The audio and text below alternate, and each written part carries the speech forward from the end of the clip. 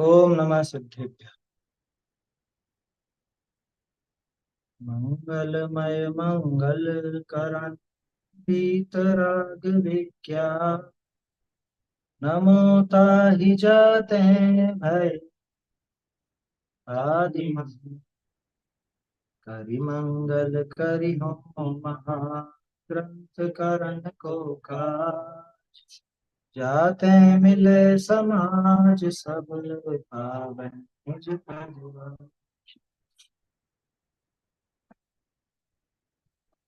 नाम कर्मोदय जन्य जीव की अवस्था अपन देख रहे हैं।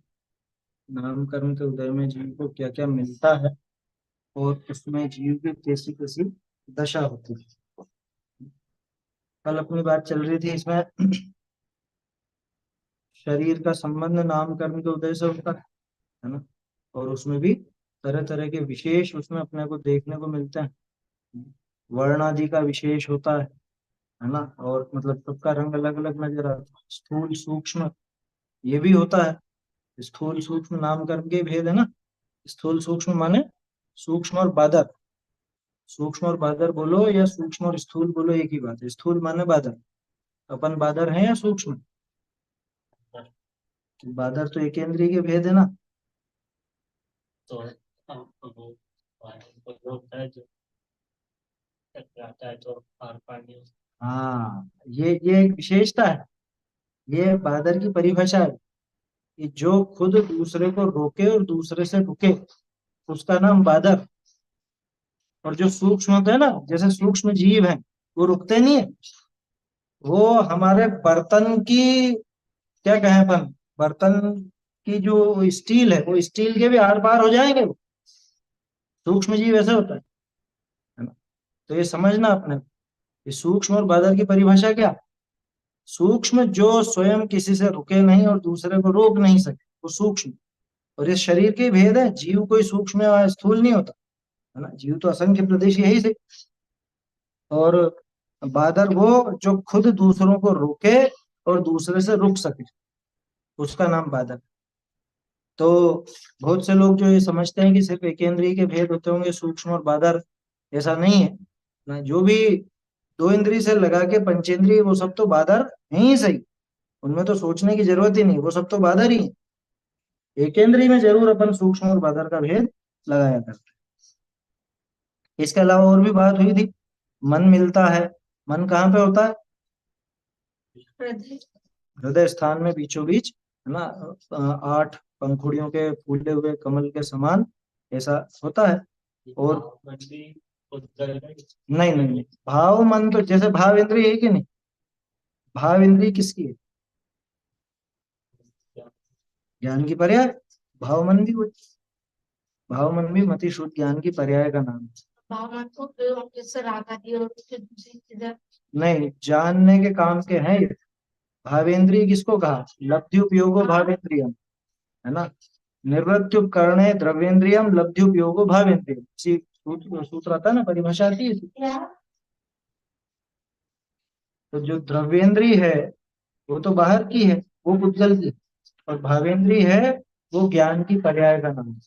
तो जैसे भावेंद्रिय ज्ञान की पर्याय वैसे ही भाव मन भी ज्ञान की पर्याय। ठीक है ना ऐसा समझना चाहिए। तो भावेंद्रिय भाव मन ये सब ज्ञान की पर्याय है तो वो अलग चीज है। नाम कर्म के उदय से तो अपने को ये चीजें मिली। वर्ण आदि का विशेष होता है। वर्ण आदि का विशेष माने सबके अलग अलग रंग नजर आता है। सबका एक जैसा रंग नहीं कोई कैसा कोई कैसा कोई कैसा। और भी बहुत सारी चीजें हैं। ऐसे ही फिर बात चली थी श्वासोच्छ्वास और स्वर की। तो श्वासोच्छ्वास अपन ने कल देखा था। कल श्वासोच्छ्वास की कल माने परसों। परसों श्वासोच्छ्वास के संबंध में बात की थी अपन। अब श्वासोच्छ्वास क्या चीज है। कि श्वासोच्छ्वास वो हवा है। लेकिन कैसी हवा ये बाहर में जो ये नहीं। जो अपन प्राण वायु जिसको कहते हैं जिसे लेकर के जीना होता है उस हवा का नाम श्वासोच्छ्वास। और श्वासोच्छ्वास बिल्कुल वैसे ही शरीर का अंग है जैसे हाथ पे। क्या ये सिद्ध किया टोडर मल ने। देखो पिछला पैराग्राफ देखो। और इसमें आत्मा के प्रदेश हैं। हाँ ये खास चीज। श्वासोच्छ्वास में आत्मा के प्रदेश। और पूरे शरीर में जो वायु है उस वायु में आत्मा के प्रदेश है। बहुत से लोग यूं कहते हैं और सोचते हैं कि ये जो अंदर जैसे बीच में मान लो पेट है, पेट के अंदर खाली जगह भी अपनी सांस की नली है, आहार नली है, और जगह भी है, वहां पे भी खाली जगह है। तो बहुत से यूं सोचते हैं कि यहाँ तो आत्म प्रदेश नहीं होंगे, ऐसा खोखला होगा, इसको ही किंचित न्यून समझते हो। जबकि वो नहीं, किंचित न्यून का अर्थ वो नहीं। किंचित न्यून तो पहले भी अब समझा ना अपन ने। किंचित न्यून किस लिए कहा? नहीं नहीं, छेद नहीं, भी तो समझा रहा हूँ मैं। नाखून और बाल, इनमें आत्म प्रदेश नहीं, इनमें आत्मा नहीं। बाकी छेद वेद की बात छोड़ देना। ये मैंने ये नाक के छेद, अब सांस ली, इस श्वास में वो आत्म प्रदेश है या नहीं है? ये पढ़ो, लिखा ना यहाँ पर। परसों बात चली थी। दूसरी लाइन देखो पिछले पैराग्राफ की, इनमें भी आत्मा के प्रदेश व्याप्त है, देखा? हम्म भाई श्वासोच्छ्वास और स्वर, अभी स्वर की बात जाने दो, वो आगे आएगी। श्वासोच्छ्वास क्या है? पुद्गल का पिंड है। सबसे पहले तो ये समझो कौन सा द्रव्य है। वो जो सांस है, हवा है, कौन सा द्रव्य है? पुद्गल है, स्पष्ट सी बात है ना? हवा कौन सा द्रव्य है? और आकाश, आकाश भी पुद्गल। आकाश अलग द्रव्य है, आया समझ में? हवा पुद्गल है। हवा अपने को महसूस होती है ना, ठंडी गर्म, ऐसी महसूस होती है हवा। तो उसका स्पर्श कर सकते हैं, माने पुद्गल है, जिसमें स्पर्श किया जा सके वो पुद्गल। तो श्वासोच्छ्वास जो है वो भी क्या लिखा है? पुद्गल के पिंड है, और शरीर से एक बंधान रूप है। नीचे नीचे वाला पैराग्राफ, 43 पेज पर है पुस्तक। हाँ, 43 पे देख, 43 पेज पे नीचे नीचे वाला देख, पढ़ के बताओ क्या लिखा है, बोलो, पढ़ो। है उसके ऊपर था, इसी से पढ़ो, कहाँ से पढ़ो? इसी से श्वासोच्छ्वास और स्वर वे भी पुद्गल के पिंड हैं। अच्छा, यहाँ अलग है ये। हाँ तथा, हाँ ठीक है ठीक है, पढ़। पर श्वास और स्वर उत्पन्न होते हैं। श्वासोच्छ्वास श्वास और स्वर उत्पन्न होते हैं, वे भी पुद्गल के पिंड है, और शरीर से एक बंधन रूप है। शरीर से एक बंधन रूप, कैसे?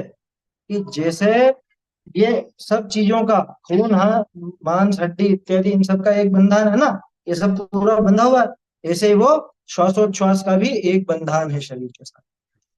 इनमें भी आत्मा के प्रदेश व्याप्त सही बात, बस ये है था। इनमें भी आत्मा के प्रदेश व्याप्त है, याद रखना ये चीज। क्या? श्वासोच्छ्वास में भी, यानी हमने जो सांस खींची और सांस छोड़ी, ये सांस छोड़ी, आत्म प्रदेश निकले बाहर और वापस से अंदर भी आते हैं। सांस के साथ ही अंदर आते हैं, बाहर जाते हैं, है ना? इनमें आत्म प्रदेश व्याप्त है। तो बोलो, अंदर खोखला है? शरीर खोखला हो सकता है, हवा की वजह से कह सकते हो, लेकिन आत्मा खोखला नहीं है ना? यहाँ भी आत्म प्रदेश व्याप्त है, यहाँ पूरी सांस नली में भी, नाक के नथुनों में भी, है ना? जहां जहां ये अपने आत्म मतलब हवा है, ये श्वासोच्छ्वास है। इसके साथ ही निकलिए। नहीं, निकल के कोई बाहर थोड़ा चलेगी। जो सांस छोड़ी उसके साथ बाहर निकल गए तो क्या गायब हो गए? हैं? ऐसा नहीं होता। वो तो वापस यहीं पे आते हैं, जुड़े हुए ही रहते हैं, अलग नहीं होते। ठीक है ना? अलग पना नहीं होता। आग कटता, पाँव कटता, आग कटता नरक में, वहां पे या यहाँ पे भी, या तो यहाँ तो वहां गिर गया, इसके बीच में आत्मा के प्रदेश है, उस समय फैले, उस समय बस थोड़ी सी देर, 2-4 समय जो भी है। तलवार चलाओ या कुछ चलाओ अभी तो फड़कता है, तो नहीं, फड़कना वो शरीर की क्रिया, कुछ गलती है। जैसे छिपकली की पूंछ, वो छिपकली पूंछ छोड़ देती है, तो उसकी विशेषता होती है, वो पूंछ अपने आप ही छोड़ देती है, उसके ऐसी खतरा लगता है तो वो ऐसा कर देती है ध्यान भटकाने। अब कुछ देर के लिए वहां से वहां तक, उस पूंछ में और उसके शरीर में, बाकी के में, कुछ देर का मतलब वही थोड़े बहुत समय, और क्या, क्योंकि वहां तक फैला हुआ है ना, अब वो सिकुड़ के वापस आ गया। भी नहीं होता, 1 सेकंड भी नहीं लगे। और वो उछलती रहती बाद में, भले 1 मिनट। उसमें तो फड़कन जो है वो पुद्गल की फड़कन, आया समझ में? वो पुद्गल की फड़कन अलग है। कमरा यूं छोड़ दिया फिरा के तो हम्म, वो घूमता रहेगा भले कुछ भी। तो वो पुद्गल का काम है घूमना उछलना, ये नहीं यूं करके उछलती पुद्गल रहेगी, में भी शक्ति है ना, उछलती हवा रहेगी की। ना। क्रियावती शक्ति। कोई कह देगा आत्मा के प्रदेश है बिल्कुल कि नहीं है, हो गया रंग बाब। आत्मा की होती है क्रियावती शक्ति। क्यों पुद्गल पुद्गल में, में भी है। पुद्गल में भी होती है। जीव और पुद्गल ये दोनों में क्रियावती शक्ति होती है ना, दोनों ही गमन करने की योग्यता रखते हैं। और भाव की भी होती अपने आप ही आया समझ में, कोई दूसरा चलावे तो चले ऐसा नहीं, अपने आप ही इधर से उधर सरक सकते, कोई बड़ी बात नहीं इसमें। अरे गाड़ी होती है कि नहीं, तो गाड़ी जैसे वो ढलान पे हो या ढलान पे नहीं भी हो तो भी वो सरकनी तो सरक जाएगी। कई बार होता है ना, मान लो कहीं गीला हो रहा हो, कहीं पे गीला हो रहा हो और वो ग्लास उल्टा रख दिया, तो वो अपने आप ही सरकता ही, इधर से उधर से इधर सरक जाता है। नदी बह रही है, कौन बहा रहा है? क्रियावती शक्ति है उसमें, पुद्गल में। पानी भी तो पुद्गल है ना। देखो, उनमें भाव, उनका भाव भी पुद्गल का भाव पुद्गल में। पुद्गल का भाव क्या, पुद्गल का कार्य पुद्गल में। और है ना गुण उसमें ही है। हाँ, गुण ले सकते हो। पढ़ो आगे, पढ़ो फटाफट पढ़ो, ये तो देखा हुआ विषय है। ये ना, हाँ ठीक है, वहां श्वासोच्छ्वास तो पवन है ना। और कितनी बढ़िया बात बताई भाई, जैसे आहार को ग्रहण करते हैं, आहार ग्रहण करते हैं, भोजन करते हैं और मल मूत्र आदि निकालते हैं, निहार करते हैं, तो जीना होता है। ठीक इसी तरह से बिल्कुल समानता है, सांस को ग्रहण करते हैं और सांस को छोड़ते हैं तो जीना हो, सांस नहीं छोड़े सांस अटक जाए तो भी जीना नहीं हो, और सांस नहीं ले पाए तो भी जीना नहीं हो। तो जैसे भोजन, भोजन किए बिना और मलमूत्र त्याग किए बिना आप जीवित नहीं रह सकते, उसी तरह से आहार लिए बिना और सॉरी, हवा को लिए बिना और हवा को छोड़े बिना, है ना, श्वास और उच्छ्वास। वास्तव में तो श्वासोच्छ्वास इस तरह से नाम, श्वास माने जो ली जाती है और उच्छ्वास माने जो छोड़ी जाती है, तो तभी जीवितव्य रहता है। इसलिए श्वासोच्छ्वास जीवितव्य का कारण है, यानी जीने का कारण है। ये बात देख ली थी अपन ने। और कितनी, एक और बात इसमें विशेष है, जैसे इस शरीर में हाड़ मांस आदि है, उसी प्रकार पवन जानना, वायु उसी तरह से। अंतर क्या है, अंतर ये है कि हड्डी मांस ये सब तो अलग से अपने को ऐसे नजर आते हैं, इनका वजन होता है, हवा का कोई वजन नहीं होता है। वो जो भी है ना, उसको तोला नहीं जाता, माने रहता तो है, रहेगा क्यों नहीं, उद्गल है तो वजन भी है। और जैसे हाथ आदि काम करते हैं, वैसे ही पवन से भी काम होता है। मुंह में घास रखा है तो वो घास निकलेगा किससे, हवा के सहारे ही तो निकलते हैं अपन। हवा नहीं हो अगर यहाँ पे तो नहीं निकल सकते। समझ में ही बात, कभी बिल्कुल एकदम नाक बंद करके और मुंह बंद करके और फिर निकल के देख, तो थोड़ी बहुत हवा का होगा ना तो ही निकल पाओगे, नहीं निकल सकते। ये नियम है, ये हवा से ही निकलना होता है, हवा से ही मल मूत्र आदि का त्याग होता है। अरे हवा से ही अपने पेट में गैस वेस बन रही है तो डकार वगैरह के माध्यम से, ये सब क्या है, तभी तो सब जो भी है शरीर का सिस्टम बात उससे से चलता टिका सब वही है ना। वायु, क्या है ना, वायु रोग वायु बोला इत्यादि पवन रूप शरीर के अंग जानना, ये सब पवन रूप हैं और ये शरीर के अंग हैं। कैसे, कि जैसे हाथ पैर इत्यादि। ठीक है, ये बात तो अपनी परसों हो चुकी थी। टोडरमल जी ने श्वासोच्छ्वास के साथ ही स्वर की बात भी करी। देखो श्वासोच्छ्वास भी नाम कर्म के उदय से मिल रही है, क्या गजब की बात है। जीना किससे हो रहा है, कौन से कर्म के उदय से हो रहा है जीना, लेकिन श्वासोच्छ्वास किससे मिल रही है,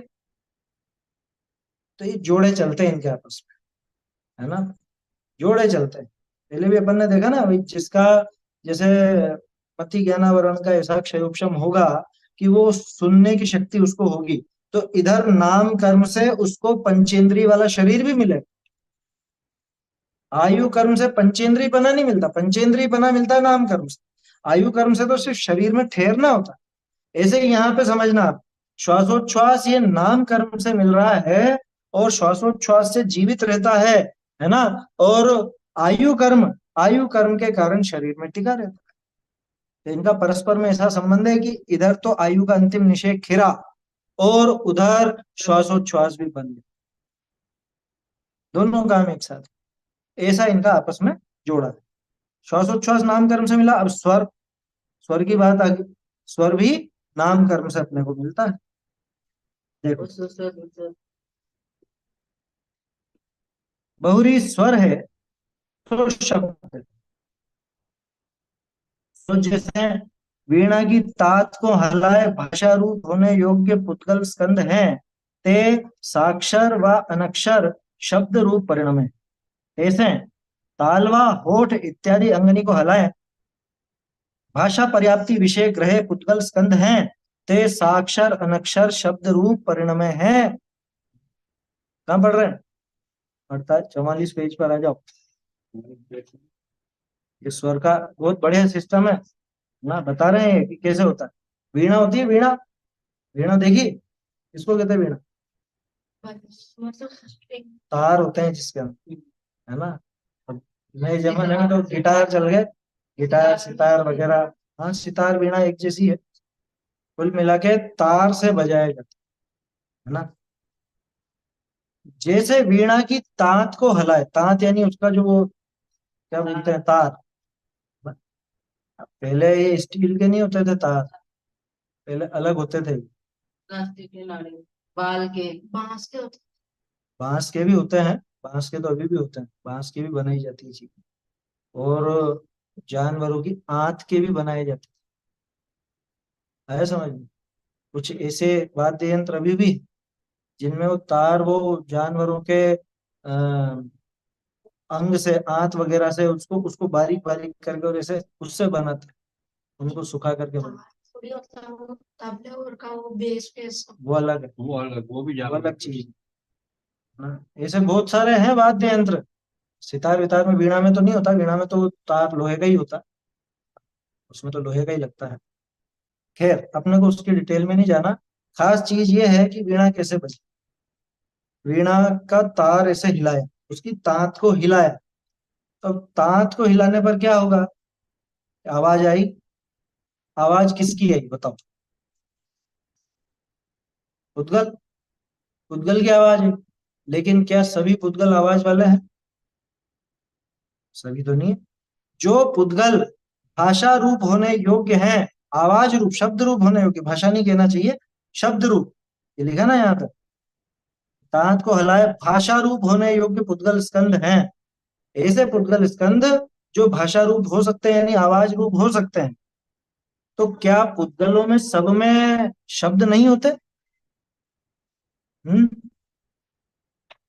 क्या सभी पुद्गलों में शब्द होते हैं या नहीं होते? जैसे स्पर्श रस गंध वर्ण होते हैं, सब में ही होते हैं या किसी किसी में होते हैं? सब में होते हैं। और शब्द,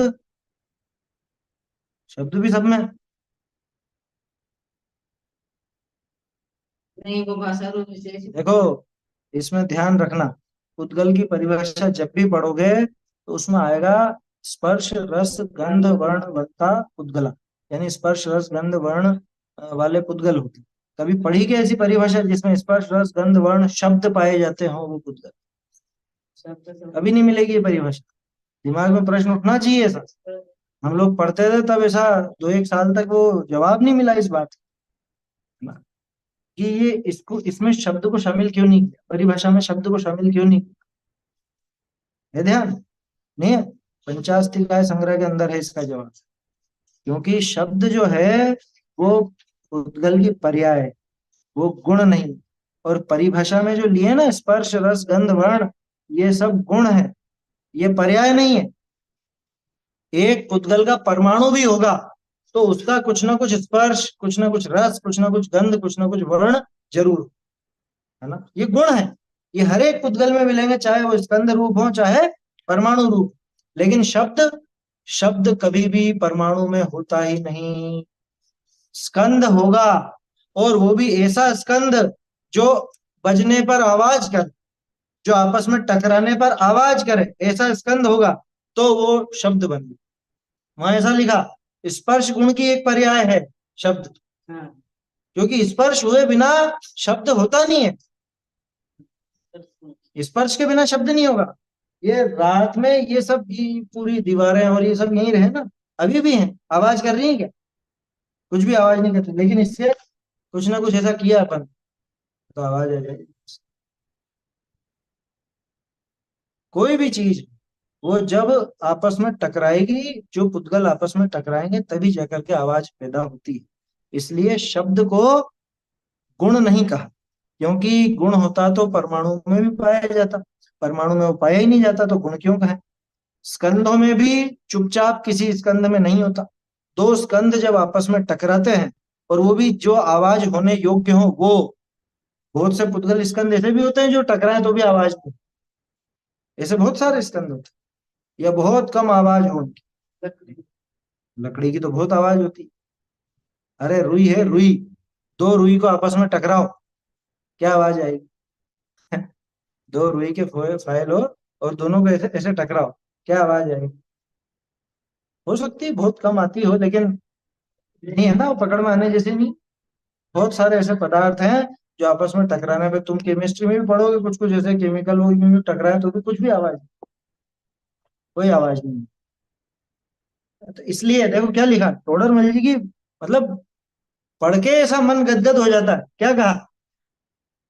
भाषा रूप होने योग्य पुद्गल स्कंध, हर कोई से पुद्गल स्कंध नहीं। जहां पे वो वैक्यूम है ना, वैक्यूम पैक हो जगह, वहां पे आप कितना ही कुछ कुछ बजा लो, आपस में खूब ठोक लो, कुछ भी आवाज नहीं आती। जो जो ध्वनि है उसको दौड़ने के लिए कुछ चाहिए तो अब ये तो साइंस में आता है ना सर, है? तो कुल मिला के वहां पे ऐसे स्कंध नहीं है जो भाषा रूप हो सके हैं, इतनी सीधी सी बात है। भाषा रूप होने योग्य पुद्गल स्कंध है वो साक्षर या अनक्षर, साक्षर या अनक्षर शब्द रूप परिणमते हैं। अब ये साक्षर अनक्षर शब्द क्या है? हम्म? जैसे बादल की आवाज, बादल की आवाज कैसी है? अनक्षर। और अपन जो बोल रहे हैं ये, अपन तो दोनों तरह से बोल सकते, अपन साक्षर भी और अनक्षर भी। कोई खर्राटा लेता है? वो आवाज कैसी है? वो अनक्षर। छींक की आवाज कैसी है? खांसने की आवाज कैसी है? समझ में आएगा? हाँ, ये अब किया, ये क्या है? ये साक्षर है अनक्षर है? हालांकि इसको नाम दे देते हैं अपन होमकार, लेकिन वो तो अपन ने बना दिया उसका नाम, वास्तव में ऐसा नाम है नहीं। समझ में ही बात। तो साक्षर अनक्षर उससे फर्क नहीं पड़ता। साक्षर का मतलब हो गया जो भाषा जो जिसमें बातचीत की जा सके, जो अक्षरात्मक हो, जिसको लिपिबद्ध किया जा सके, कोई ऐसी आवाज जिसको अपन लिख सके, ये सबसे सीधी बात, जिसे लिखा जा सके, अक्षरों में बांधा जा सके, वो साक्षर है। और जिसको अक्षरों से नहीं बताया जा सकते, है ना? छींक की आवाज को कैसे लिखो बताओ? छींक। हाँ, ये चुटकी बजाई, जैसे चुटकी की आवाज कैसे, क्या कहोगे इसको? हैं? तो कहने को भले लिख दो कुछ भी, है ना, लेकिन वो वास्तव में वो वैसे नहीं। ये ढोलक की आवाज। हाँ, ये सब अनक्षर, ठीक है ना? तो देखो, जैसे अब उदाहरण पे आ जाओ, जैसे वीणा की तांत को हलाए, वीणा की तांत को ऐसे हिलाया ना, ऐसे ऐसे हिलाया। अब भाषा रूप होने योग्य जो पुद्गल स्कंध होंगे वहां पे, वो साक्षर रूप या अनक्षर शब्द रूप परिणमित होंगे। शब्द दोनों तरह, साक्षर भी अनक्षर भी। बिल्कुल ये का ये सिस्टम यहाँ पे है ना। जैसे तालवा, होठ इत्यादि अंगनी को हलाए। तालवा क्या होता है? ये नीचे है ना, यहाँ पे जीभान के नीचे ऊपर, ऊपर की तरफ वो तालवा, ये हिलाते हैं अपन, पूरी जीभान हिलती है, दांत हिलते हैं, होंठ हिलते हैं। यहाँ पे भी कुछ कुछ होता है, बोलते हैं ना। लोटों से निकलते हैं, बहुत से तार से, बहुत से वो सबके नाम है। ये भाषा विज्ञान तो क्या गजब का है। अपने जो क ख ग घ वगैरह है, इसके संबंध में पहले चर्चा की थी अपन ने, है? इनका पूरा सिस्टम ऐसा अंदर से बाहर की तरफ पे। क वर्ग है वो सारा कंठ से निकले, क ख ग घ घ, यहाँ हाथ लगा के देखो मालूम पड़ेगा, है ना। फिर च छ ज झ ञ, ये कहाँ से, ये ऊपर तालवे से चल रहे हैं, तालों में केवल। फिर ट ठ ड ढ ण, ये मूर्धा से ऊपर आगे की तरफ से, है ना। फिर त थ द ध न, ये दांतों से चल रहे हैं, दंत बोलते हैं। प फ ब भ म, होठों को मिलाए बिना ये शब्द बोल नहीं सकते। तो जैसे वहां पे वीणा का वो अपन ने है, ये बोल सकते। जैसे वीणा का अपन ने वो तार हिलाया, तो तार हिलाने पे आवाज हुई कि नहीं, तार हिलाने पे वहां पे जो ऐसे पुद्गल स्कंद मौजूद थे जो कि अक्षरात्मक परिणमित हो सकते थे, अक्षरात्मक या अनक्षरात्मक, कुल मिला के शब्द रूप परिणमित हो सकते थे, उनमें वो आवाज पैदा हुई। ठीक इसी तरह से यहाँ पे मैंने जीभान को हिलाया, थोड़ा सा सांस को हिलाया, क्योंकि सांस छोड़ी जाती है उसके बिना नहीं बोल सकते, है ना। हवा, जीभान, होंठ, दांत, इन सबको हिलाया गया। ये जो पूरा क्या बोलते हैं इसको, वोकल कॉर्ड, है ना, ये अपना जो बोलने का सिस्टम है, ये पूरे ऑर्गन है इसके बोलने के, ये हिलाए गए। तो अपने आप ही यहाँ पे जो शब्द रूप परिणमित होने योग्य पुद्गल थे, है ना, वो आवाज रूप। अब यहाँ पे एक विशेष बात और है, देखो, तैसे तालवा होठ इत्यादि अंगनी को हिलाए, भाषा पर्याप्ति विषय ग्रहे पुद्गल स्कंद है। मतलब ये भी एक ऐसा सिस्टम है कि भाषा पर्याप्ति के समय अपन ने पुद्गलों को ग्रहण किया जो कि भाषा रूप हो सकते। समझ में आई बात। भाषा पर्याप्ति, पर्याप्ति कितनी होती है, 6 होती है। भाषा कौन सी, 5 होती। भाषा पर्याप्तक होने के लिए जरूरी नहीं, प्राण होते हैं 10, 10 तो प्राण होते हैं, पर्याप्तियां 6 होती है ना। पहली कौन सी, आहार, फिर शरीर, फिर इंद्रिय, फिर श्वासोच्छ्वास। श्वासोच्छ्वास आ गई माने पर्याप्तक। अब एक इंद्रिय के तो इतनी होंगी, 2 इंद्रिय से लगा के असंगी पंचेंद्रिय तक भाषा पर्याप्ति भी होती है। तो भाषा पर्याप्ति माने वो शक्ति हो गई, और वो उसके पास एक क्या कहें, कच्चा माल इकट्ठा है उसके पास कि वो बोल सकता। भाषा पर्याप्ति में उसने कुछ पुद्गल ग्रहण किए थे। कौन से पुद्गल, ठीक है ना, भाषा पर्याप्ति विषय ग्रहे पुद्गल स्कंद है। वही पुद्गल स्कंद साक्षर या अनक्षर शब्द रूप परिणमित होता है। तो इसमें एक विचार ऐसा आता है, बहुत से लोगों की आवाज चली जाती है, ये आवाज चली जाने का आशय क्या है। भाषा पर्याप्ति तो थी, लेकिन वो जो पुद्गल स्कंद जो स्टॉक में थे भाषा रूप होने योग्य, खत्म हो, ऐसा कह सकते हैं। भाषा पर्याप्ति है उसके पास, तो वो ग्रहण और वो टूटना होता रहेगा भाषा पर्याप्ति। हाँ, वो भाषा वर्गणा तो अपने आप शब्द रूप होगी इसे, लेकिन बोलने के लिए तो ऐसे पुद्गल स्कंद चाहिए। पर्याप्ति के कारण आते जाते हो कुछ भी होता हाँ, हाँ, ले सकते हैं, क्योंकि जैसे जिसके आहार पर्याप्ति और बाद में भी वो ग्रहण तो होता ही है, नौ कर्मों वर्गणाओं का, मतलब अपने आहार वर्गणाओं का ग्रहण तो होता ही रहता है। तो ऐसा थोड़े ना कि एक ही बार होकर के रह गया। तो ऐसा हो सकता है ऐसा भी कि बाद में भी वो कुछ ऐसे परमाणुओं का ग्रहण किया जाए जिससे वो आवाज बनती है। अगर मेरी भाषा पर्याप्ति की हम्म, और इसमें उसके कारण से उसके निमित्त से वो भाई आगे बंदूक तो मिल गई, अब गोलियां तो आएंगी और जाएंगी, ऐसा समझ, ऐसा ही है, जाएगी वो ऐसा चलती ही है। समझना इसको। भाषा पर्याप्ति मिले माने बोलने का लाइसेंस तो मिल गया, ठीक है ना, बोलने का लाइसेंस मिल गया, बोलने की शक्ति मिल गई। अब वो उसके पास शब्दों का स्टॉक होना चाहिए, ऐसा है। तो देखो, भाषा पर्याप्ति विषय ग्रहे पुद्गल स्कंध है, ते साक्षर अनक्षर शब्द रूप परिणम है। बहुरी, अच्छा इसका इतना ही लिया इन्होंने, साक्षर अनक्षर रूप, आगे तो गमन की बात आ गई। अब इसमें नाम कर्म में क्या काम है इसका, नाम कर्म में सुस्वर और दुस्वर, ये शब्द मिले ना, तो किसी की आवाज तो मीठी है, तो किसी की हमारे जैसी है, समझ। तो किसी की तो कैसी और किसी की कैसी, ऐसी तरह तरह की आवाज होती है। अब लता मंगेशकर कितना मीठी आवाज है, कितनी उसके ऐसी लगती है बिल्कुल, क्या कहें। और कोई कोई बोलता है तो वो मीठा भजन भी गाए तो भी ऐसा लगता है जैसे लठ मार दी हो किसी ने, आया समझ में। तो कहने का अर्थ यह है कि सुस्वर नाम कर्म का उदय हो तो आवाज मधुर रहती है, मीठी रहती है। दुस्वर नाम कर्म का उदय हो तो कर्कश आवाज, कठोर आवाज, किसी को अप्रिय लगे ऐसी आवाज की जाती है। बोलते हैं ना फटे बांस जैसी आवाज। किसी का गला ही ऐसा हो, फटे बांस जैसी आवाज। तो कहने का अर्थ यह है कि सुस्वर और दुस्वर नाम का। अच्छा, एक और चीज है, आज जिसकी आवाज मीठी है जरूरी नहीं कि आगे भी वो मीठी रहे। तो जब तक सुस्वर नाम कर्म का उदय है तब तक वो आवाज वैसी रहेगी, और जैसे ही दुस्वर नाम कर्म का उदय हुआ, उदय आया, तो वो आवाज बदल गई। अभी तुम लोग वहां जाते हो तो तुम्हारी आवाज कैसे बदल जाती है? कि गला खराब हो गया, ये हो गया, वो हो गया। हैं? अब बहाने तो लाखों लगा लो। क्या कि ठंडा पानी पीने में आ गया, या वहां ऐसा हो गया या वैसा हो गया, पसीने में पानी पी लिया होगा। अब वो तो बाहर के बहाने हैं। कुल मिला के तो वो स्वर नाम कर्म है। अब उसमें सुस्वर और दुस्वर का उदय होता है, तो सुस्वर का उदय हो तो आवाज अच्छी रहती है, दुस्वर के उदय में आवाज बिगड़ जाती है। और कई बार ऐसा होता है, देखते हैं ना अपन, कोई, जैसे लड़कों के साथ तो बहुत होता है, 13-14 साल की उम्र तक मान लो किसी की आवाज बहुत मीठी हो, लड़की जैसी आवाज हो बिल्कुल, लेकिन फिर जब वो किशोरावस्था आती है तो सब जो भी है शरीर में बदलाव होते हैं, तो आवाज भी बदलती है।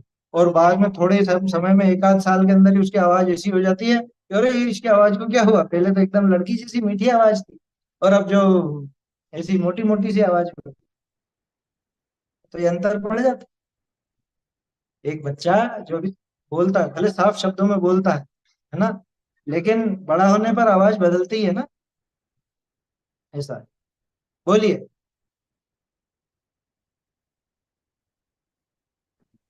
जब जीभ लड़खड़ा जाती है और हम्म, लोग वह साफ नहीं बोल पाते हैं, तो वो भी सुत्सर नाम कर्म का होता है, वो नहीं दुस्वर। बोल पाते हैं तो दुस्वर है ना, वो तो ढंग से नहीं बोल पा रहा है हाँ, तो।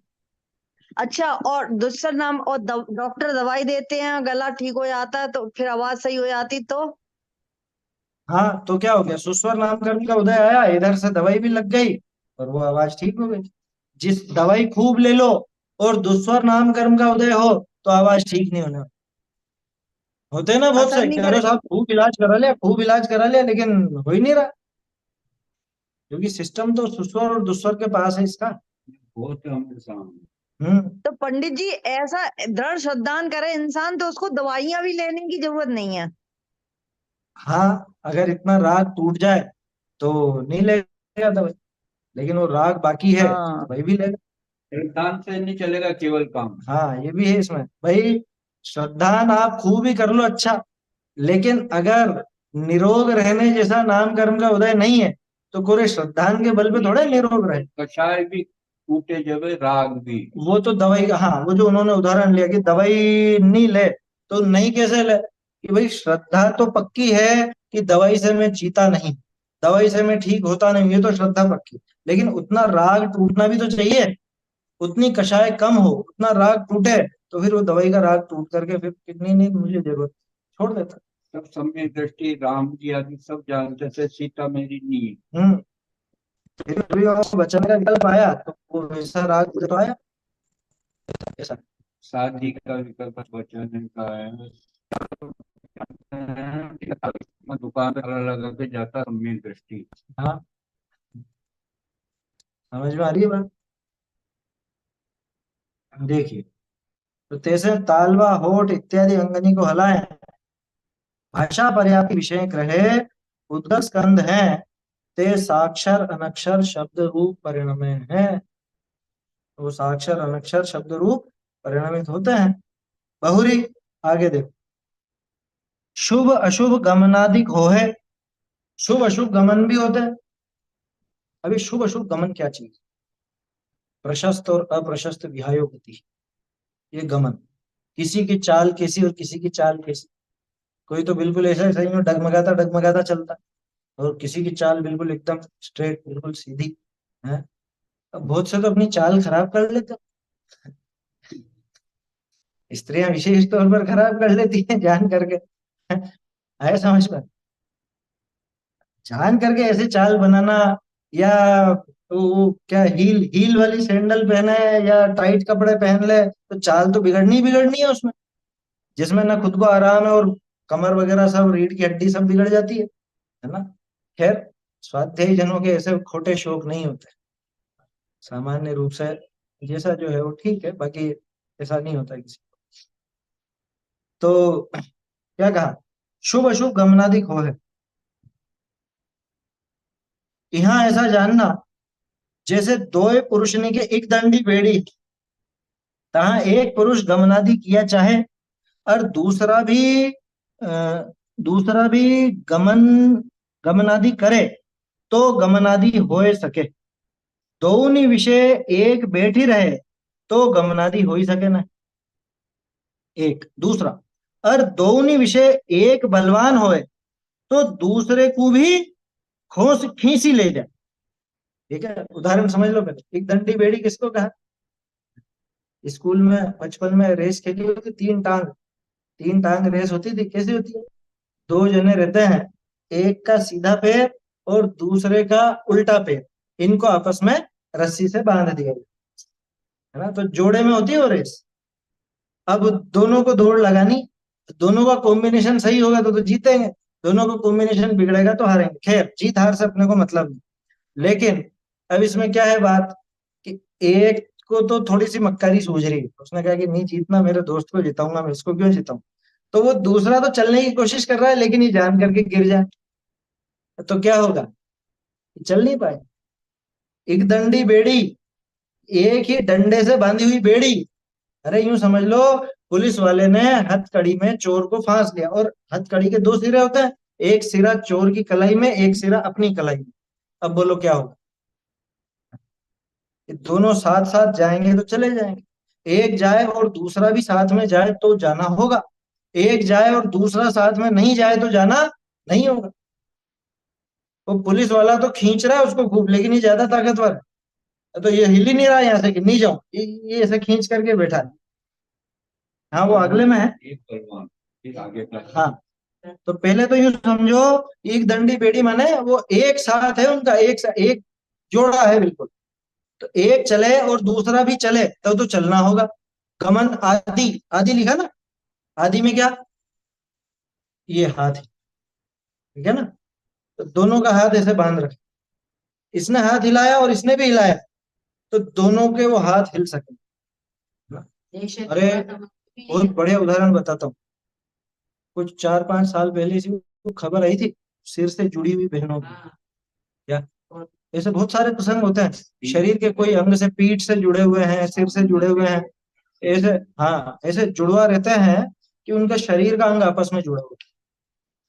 अब एक को खेलने जाना है और दूसरा भी खेलने जाना है के लिए, मतलब बाहर निकले तो जाना होगा, नहीं तो नहीं होगा। बस वैसी बात है। एक दर्दी का एक शब्द होगा समझ नहीं आता। नहीं, एक क्षेत्र अवगा वाली बात अलग है। एक क्षेत्र अवगा संबंध तो जीव और शरीर का है। यहाँ भी उदाहरण जो समझा रहे हैं वो एक दंडी बेड़ी में दो अलग अलग है, जिनको एक साथ रख दिया। वो भी तो हाँ, जीव पर घटित करेंगे तो एक क्षेत्र अवगा लगेगा। देखो, जैसे दो पुरुषनी के एक दंडी बेड़ी है, तहाँ एक पुरुष गमनादि किया चाहे और दूसरा भी गमनादि करे तो गमनादि हो सके। दोनों विषय एक बैठी रहे तो गमनादि हो ही सके नहीं, तो गमनादि नहीं हो सकता। और दोनों विषय एक बलवान होए तो दूसरे को भी खींची ले जाए। अब वो जो चोर था ना, वो पुलिस ने उसको बांध तो लिया, लेकिन चोर भारी भरकम था और ताकतवर था, तो वो उस पुलिस वाले को ही खींच करके खुद ले गई। बोलो। या जैसे वो तीन टांग रेस बताई, अब उसमें कोई ताकतवर हो तो कि कैसे नहीं चलेगा, चल, तो उसी को पकड़ करके साथ में ले जाए। तो बलवान होगा तो चला जाए। अब ये बलवान वाला उदाहरण क्यों दिया? इसलिए दिया कि जब आप फिसलते हो माने आप दो जने हो ना, एक तो ये शरीर और एक आप, या एक आप और ये आत्मा, ऐसा कहूं क्या है? एक तो ये शरीर और एक आप, यानी स्वयं आत्मा, ठीक है ना। अब जब वो फिसला तो आत्मा की तो फिसलने की इच्छा नहीं थी, लेकिन ये शरीर फिसला, और शरीर चूंकि बलवान है तो उसके साथ आत्मा भी फिसली। समझ में आ रही बात? ऐसा देखो, कैसे आत्मा के हर शरीर शरीर आदि रूप एक पुद्गल के एक पुद्गल के एक क्षेत्र अवगाह रूप बंधन है, इन दोनों के एक दंडी बेड़ी के समान एक क्षेत्र अवगाह संबंध। तहा आत्मा हलन चलन आदि किया चाहे, आत्मा की तो ऐसी इच्छा हुई, जीव की तो ऐसी इच्छा हुई कि मैं यहां से वहां गमन करूं, मेरे ऐसी इच्छा हुई कि हाथ इधर से इधर ऐसे ही हो, ठीक है ना। तो ऐसे आत्मा के तो ये इच्छा हो, पर उद्गल तिस शक्ति करी रहित हुआ, हलन चलन करे न करे, हाँ हलन चलन न करे, वह उद्गल विषय शक्ति पाइये है, पर आत्मा की इच्छा न होए तो हलन चलन आदि न हो सके। आया समझ में? ये बलवान और बिना बलवान वाली बात इसलिए, इधर तो मेरी इच्छा हुई हाथ हिलाने, लेकिन शरीर में अगर शक्ति नहीं, बीमार पड़ा हुआ, लकवा हो गया, लकवा हो गया क्या, या हाथ पैर सुन्न हो गए, अभी बैठे बैठे हो जाता है ना कई बार, है ज्यादा लंबे समय तक ऐसे एक ही आसन में बैठे रहो तो पैर सुन्न हो जाता है। अब पैर सुन्न हो गया, हिलाया नहीं जा रहा, हिलाने की इच्छा तो है, तो इधर से इधर हाथ हिलाने की इच्छा है, लेकिन शरीर में शक्ति नहीं है तो भी नहीं हिलेगा। दूसरी बात, शरीर में तो शक्ति है लेकिन स्वयं को इच्छा नहीं है तो भी नहीं हिलेगा। समझ में आ रहा? आत्मा की इच्छा न होए तो हलन चलनादि न हो। बहुरी इन विषय पुद्गल बलवान होए हाले चले, तो ताकि साथ ही बिना इच्छा भी आत्मा हाले चाले। केले के छिलके पे पैर रखा और ये शरीर धड़ाम नीचे गिरा, तो वह आत्मा की इच्छा गिरने की नहीं है, लेकिन वो भी इस शरीर के बलवान होने के कारण उसके साथ ही, शरीर बलवान, आत्मा से शरीर बलवान, कि भैया जिस समय शरीर में ऐसी शक्ति हो गमन करने की या इधर से उधर होने की, तो उसको वैसा बलवान समझ। ऐसा तो नहीं होगा ना कि इधर से वो शरीर तो फिसल गया और आत्मा ही वहीं खड़ा रह गया, फिर बाद में खड़ा होता हुआ आत्मा उसके साथ लग जाए, हैं? ऐसा किसी कॉमेडी में बता सकते हैं, लेकिन असलियत में ऐसा होता नहीं कि यहाँ से फिसला तो शरीर तो फिसल के वहां पहुंच गया और आत्मा यहीं कहीं खड़ा रहे। समझ में आ रहा? ऐसा कुछ होता नहीं है। और कोई फिल्मों में कल्पना करके कोई ऐसा दृश्य बना ले तो अलग बात है, कार्टून में या कॉमेडी में भले, लेकिन इस तरह का नहीं होता। देखो, इन विषय पुद्गल बलवान होए हाले चले, तो ताकि साथ ही बिना इच्छा भी आत्मा हाले चले, ऐसे हाँ हलन चलन, ऐसे हलन चलन आदि क्रिया होए। बहुरी, अब देखो ये एक चीज थी विहाय गति वाली, और क्या क्या नाम कर्म के काम। बहुरी या का अपजस आदि का आदि बाह्य निमित्त बने हैं। लो, ये भी इसमें यश और अपयश भी नाम कर्म में, ये गजब की बात। अपन तो सोच रहे थे कि सिर्फ शरीर संबंधी काम होगा, लेकिन हमारी भलाई होना, बुराई होना, तारीफ होना, ये सब यशस कीर्ति नाम कर्म के और अयशस कीर्ति नाम कर्म के होते हैं। कि हमने तो सबका भला ही भला किया, हमने तो सबका खूब अच्छा किया और हमारी तो भावना बहुत पवित्र होगी, लेकिन अगर तेरे अयशस कीर्ति नाम कर्म का उदय है तो निश्चित रूप से तेरी बदनामी ही बदनामी। लोग तेरे बारे में झूठ भी बोलेंगे, झूठी बातें भी फैलाएंगे, तो लोगों को सच लगने लगेगा। और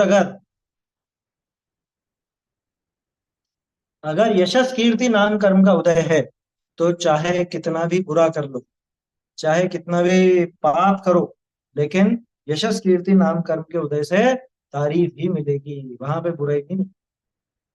ऐसा गजब का सिस्टम है?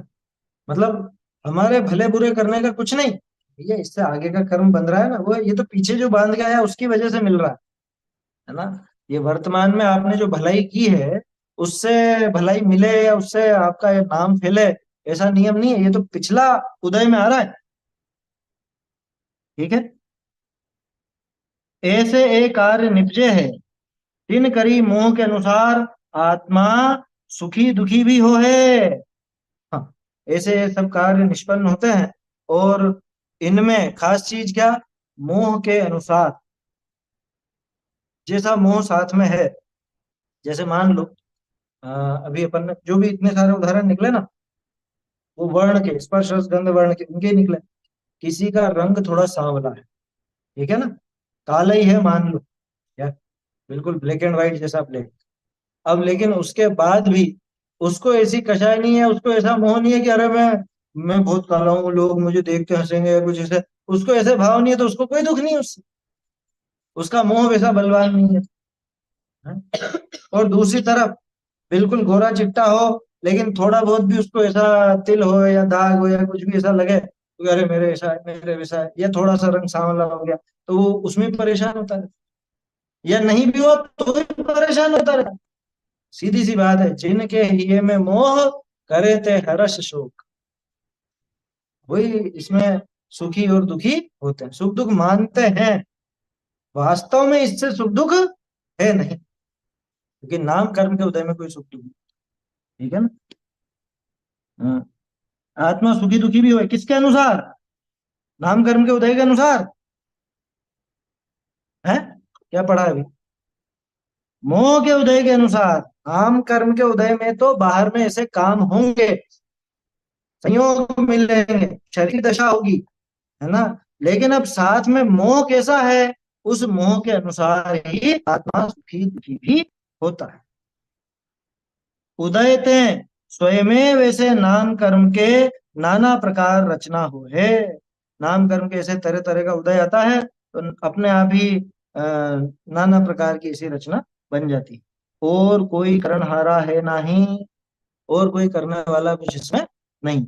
बहुरी तीर्थंकर आदि प्रकृति यहाँ है ही नहीं, तीर्थंकर आदि प्रकृति की तो बात यहाँ पे कुछ है नहीं। बहुरी, देखो ये हो गई यहाँ पे बात पूरी, इसकी नाम कर्म की बात तो पूरी। डॉक्टर आदि करते तो प्लास्टिक सर्जरी करा के अपन नाम कर्म पलट देना।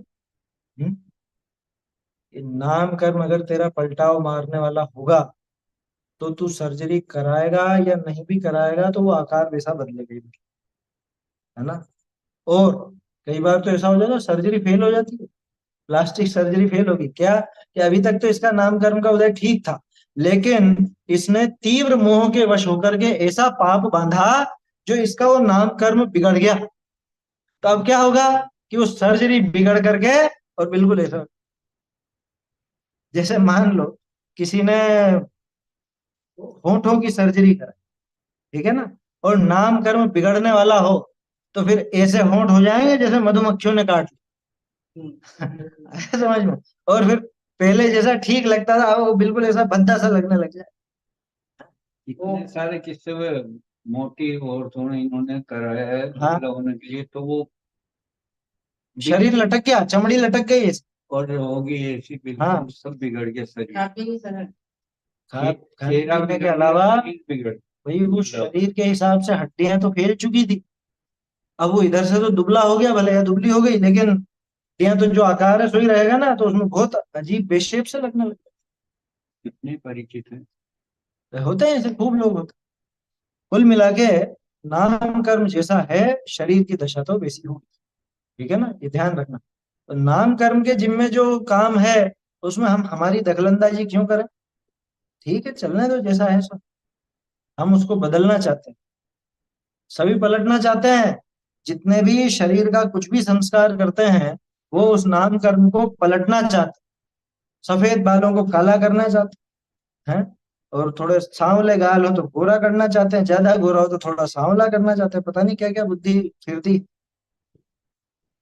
देखो, तीर्थंकर आदि प्रकृति ये भी नाम कर्म के भेद में ही है, नाम कर्म का ही भेद है ना, सर्वोत्कृष्ट प्रकृति तीर्थंकर, वो भी नाम कर्म के उदय में, मतलब नाम कर्म का ही एक भेद है, लेकिन उसकी चर्चा यहाँ है नहीं, क्योंकि अनादिकालीन कर्मों की दशा ऐसी, तीर्थंकर प्रकृति का काम अनादिकालीन में आता नहीं।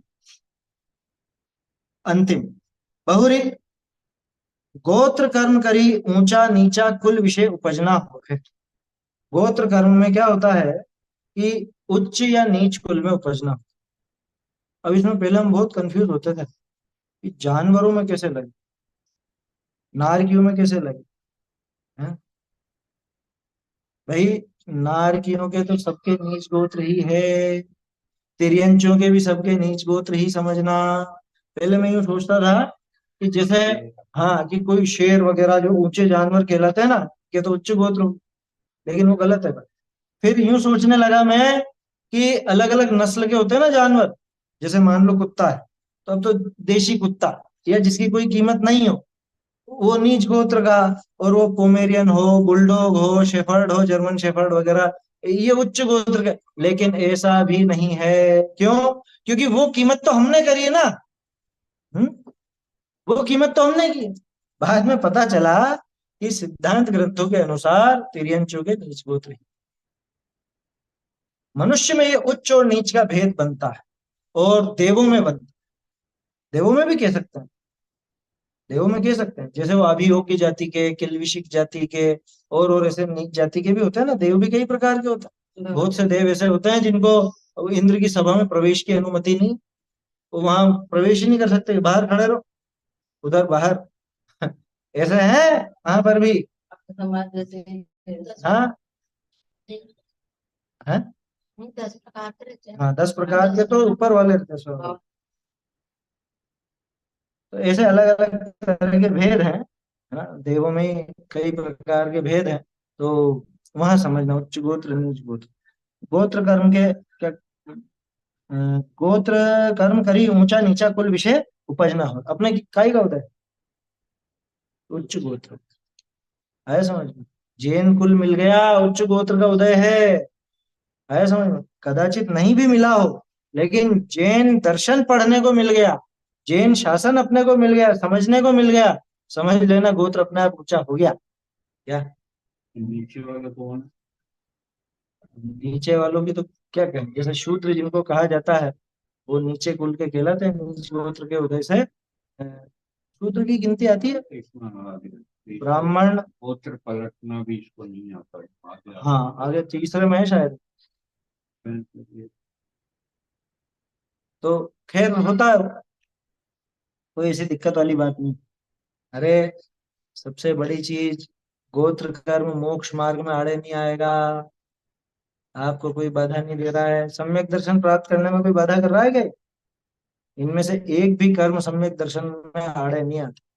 यहाँ तक कि दर्शन मोहन जी के चलते हुए ही उसके नाश का उपाय कर लिया जाता। अब बोलो कौन करता है? सम्यक दर्शन का उपाय कौन करता है? थे दृष्टि तो करता है ना, जिस समय दर्शन मोहिनी का उदय चल रहा है उसी समय करता है। अब बोलो कौन रोक रहा है? इसलिए ये गोत्र गोत्र में तो दमीनीय विचार है, मैं तो यूं ही अघातिया में भी अघातिया जैसा है। ठीक है, तहा अपना अधिक हीन पना प्राप्त हो है। वहां पे अधिक पना या हीन पना क्या मतलब? कोई तो समाज में ऊंचे कहलाते हैं, कोई थोड़े से ऐसे नीचे कहलाते हैं। नीची जाति ऊंची जाति चलता है ना लोगों में। मोह के उदय करी आत्मा सुखी दुखी भी हो। देखो हर चीज में उन्होंने ये डाला, हर एक कर्म में मोह के उदय से। नाम कर्म में भी यही थी बात। नाम कर्म के उदय से सुखी दुखी नहीं होता। नाम कर्म के उदय में जो सामग्री मिली, अब वहां पे अगर इसका मोह प्रवृत्त है तो ये खुद को सुखी दुखी महसूस करता है। वास्तव में नाम कर्म इसको सुखी दुखी नहीं करता। ठीक ऐसे ही गोत्र कर्म भी इसको सुखी दुखी नहीं करता। ये तो मोह के उदय से इसमें सुखी दुखी भी होता है। ऐसे अघाती कर्मणि का निमित्त अवस्था हो है। अघाती कर्मों के निमित्त से इस तरह की अवस्था होती है। या प्रकार इस अनादि संसार विषय घाती अघाती कर्मणि का उदय के अनुसार ही आत्मा के अवस्था है। ये जो शुरू में टोडरमल जी ने पंक्ति लिखी थी जब ये प्रकरण चालू किया था, कि यहाँ पे बताएंगे इस संसार में जीव की कर्मों के उदय में कैसी दशा होती है। इस तरह से घाती और अघाती कर्मों के उदय के अनुसार आत्मा की तरह तरह की अवस्था। सो हे भव्य अपने अंतरंग विषय विचारी देखी ऐसे है, ऐसे ही है कि नहीं। अभी तक जितना भी अपन ने देखा ज्ञानावरणी दर्शनावरणी से लगा करके यहाँ तक, आप विचार करके देखो ऐसी ऐसी दशाएं होती हैं या नहीं। बहुत प्रेम से समझा रहे हैं थोड़ा। हे भव्य, अरे तू मोक्षगामी है, तू समझने लायक है। तू मोक्ष नहीं जाएगा तो कौन जाएगा? इसलिए तू ये देख, सबसे पहले तो ये विश्वास करो, ये जो जो बातें बताई अभी, जैसे नाम कर्म की अपन ने इतनी बातें की, गोत्र की तो मामूली सी बात थी, नाम कर्म की इतनी डिटेल अपन ने देखी, तो ये सारी चीजें होती हैं या नहीं होती हैं? जगत में दिखते ही हैं सब इस तरह के। ज्ञानावाणी की कैसी कैसी दशा होती है ये भी अपन ने देखा। चारित्र मोह के उदय में क्या होता है, दर्शन मोह के उदय में क्या, ये सब चीजें हमने प्रैक्टिकल अनुभव की या नहीं? सो हे भव्य, तो अपने अंतरंग विषय विचार ही देख। ऐसे ही है कि नहीं? सो विचार किए हैं, ऐसे ही प्रतिभा से है। तू अगर विचार करके देखेगा तो तुझे ऐसा ही प्रतिभासित होगा। यहाँ हाँ ये हो रहा है बहुरी, ऐसे है तो तू ये मान, मेरे अनादि संसार रोग पाइए। ये वेद जी ने पूरी डायग्नोसिस करके और पूरा बता दिया। बोल तुझे ऐसा हो रहा है कि नहीं है? खाने के बाद तेरा जी मिचलाता है या नहीं? तेरे को डकारें आ रही है या नहीं? या तुझे ऐसी नाड़ी फड़क रही है या नहीं? ये सब हो रहा है तो तुझे फला फला ऐसा रोग, ये तू मान ले। ये पूरा उन्होंने कर दिया कि ये जो दशाएं अभी दिखाई, ज्ञानावरणी से लगाकर गोत्र के उदय में होने वाली सब दशाएं, इन सब दशाओं में तेरे साथ ये चीजें घटित होती हैं या नहीं? अगर होती हैं तो तू ये मान कि मेरे अनादि संसार रोग पाइए। मेरे अनादि काल का लगा हुआ ये संसार का रोग पाया जाता है। संसार रोग, गजब है। संसार में रोग नहीं है, संसार ही रोग है। क्या? संसार में रोग नहीं है, संसार खुद ही रोग है अपने आप में। और अगर हमारे इस तरह की दशा, जो कि है ही सही, उसमें क्या करना है? अपन ने तो विचार करके देख लिया ना। हम तो जवाब ये देंगे कि हाँ हाँ टोडर जी, वेद जी महाराज, हमको भी ऐसा ही लगता है, इसलिए हमारे संसार रोग पाया जाता है। ताके नाश को मोकू उपाय करना, इस विचार से तेरा कल्याण होगा। क्या? सिर्फ मानने से काम नहीं चलेगा। वो टोडर जी डरा थोड़ा है। उन्होंने कहा कि देख भाई, तेरे सब ये दशा हो रही है ना, तो तेरे संसार रूपी रोग पाया जाता है, ये तू स्वीकार। देखो, रोग को स्वीकार करना रोग को मिटाने की दिशा में पहला कदम, ऐसा लिखा रहता है बहुत सी जगह पर, अस्पतालों में भी लिखा रहता है। उस बीमारी को, उस गड़बड़ को स्वीकार करे सबसे पहले, तो तब जाके तो उसके नाश का उपाय करेगा। मैं अगर उसको स्वीकार ही नहीं करूं, वो जो गांठ हुई है 5-7 किलो की, मैं तो उसको अपने शरीर का अंग मानूं कि अरे देखो बढ़िया, मेरा वजन बढ़ गया, वजन बढ़ गया, ऐसा मानता रहूं तो क्या होगा? तो फिर तो कुछ रोग ठीक होने वाला नहीं। तो पहले तो ये स्वीकार कर कि मुझे ये रोग लगा है, और ये रोग लगा है, इसके नाश का उपाय मुझे जरूर करना है। कोई और इसका नाश करने नहीं आएगा, किसी के आशीर्वाद से नष्ट होने वाला नहीं है।